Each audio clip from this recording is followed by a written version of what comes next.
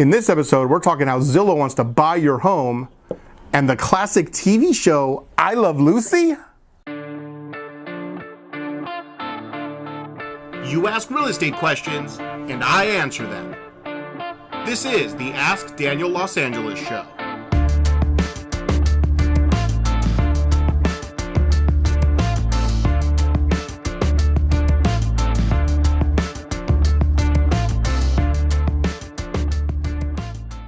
Hey everybody, welcome to episode number 11 of the Ask Daniel Los Angeles Show. We have got some really good questions, so let's get to it. Patrick asks, what are your thoughts on Zillow's new business model? I heard you can sell your home directly to them now. Is that true?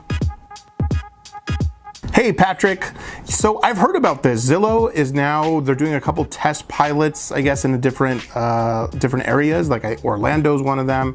I think Las Vegas is another one, where they'll send somebody out and take a look at your property and they'll put an offer in. They'll buy your home for you, which is good. But you're not going to get top dollar for your property. That is 100% for sure. They're not, hiding it either, that they're not exactly submitting offers that are at market value. This is for the seller that really just doesn't want a single headache.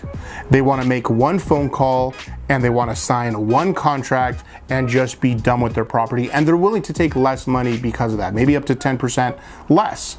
But, for the rest of the people who, they value every single dollar that they can get, I don't suggest you do this. I suggest you put it on the market so that as many people as possible can see that it's for sale. That's when you get that bidding war going and you just go up and up and up on the price.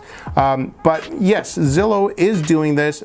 I heard there's a couple sales that they're doing, so it is working. They might even be expanding out to California one day, who knows.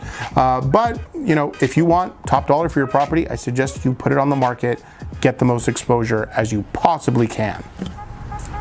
Connor asks, a contractor put a lien on my home a few years back. We have since settled the dispute. How can I make sure that lien is no longer on the title of my property? Hey Connor, yeah, I'm sorry to hear you had that problem with the contractor and they put a lien on your property. I'm sure that was not fun, but what you want to do is you want to call a title company and you want to ask for a preliminary title report. They're going to send you the report and it's going to list all the liens that are against your property. If you have a mortgage on the property, that's going to be front and center. That's your biggest lien.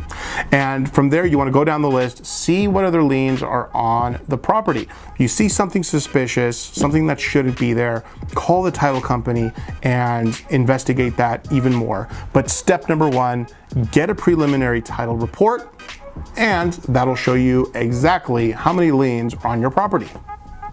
Jack asks, when I buy a home, do I have to pay my agent a commission or some kind of finder's fee? Hey Jack, so when you're working with a buyer's agent and they're submitting an offer for you, they're negotiating the deal for you, they're hopefully getting you into escrow, walking you through the inspection process, going through the loan process, doing everything, and guess what? It's all free. So the reason why is because the seller is the one that's paying your buyer's agent that commission.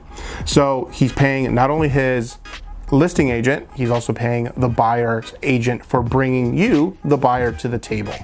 Now, it might be free now, but keep in mind that when you sell your property, you're gonna have to do the same thing. You're gonna have to pay your listing agent and you're gonna have to pay the buyer's agent. So you have to keep that in mind when you are purchasing that. I know it feels good, it's free, but you're gonna have to pay eventually. Ryan asks, I have a 540 credit score. Can I still buy a home? Hey Ryan, so when I hear that you have a 540 credit score, remember in I Love Lucy how she would go, ugh, remember that face she would make? Okay, that's kind of the face I'm making when I hear you have a 540 credit score, because that's pretty bad. I'm not gonna sugarcoat it for you, okay? 580, I heard that there's some loan programs out there. but I personally have never actually worked with somebody who is bringing me an offer with the buyer having such a low credit score. What usually happens is that you need a co-signer. So, because imagine this, I'm representing the seller and I have two offers.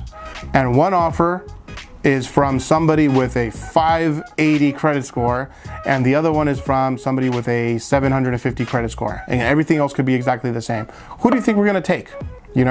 So that's just how it is. So okay, well, let me say this. Why would we take yours over theirs? You have to pay more money. Okay, that's the only reason why. Because you're more likely to not get a loan, and we're gonna have to go through this entire process with you, and then in the end, you're not gonna get a loan. That's our fear as the sellers, okay? So you'll have to pay a little bit more money. So I don't want you to pay more money. What you should do is you should get a co-signer, have them sign, hopefully they have a good credit score, and that way, when you're submitting the offer, you're submitting the offer with somebody who is credit worthy. And that's the best way to handle that situation. But 540, like I said, I love Lucy. Ugh. That is it for episode number 11 of the Ask Daniel Los Angeles show. If you want to find me on Instagram at Daniel Los Angeles or on Facebook, the Daniel Los Angeles, you keep asking those real estate questions and I'll keep answering them.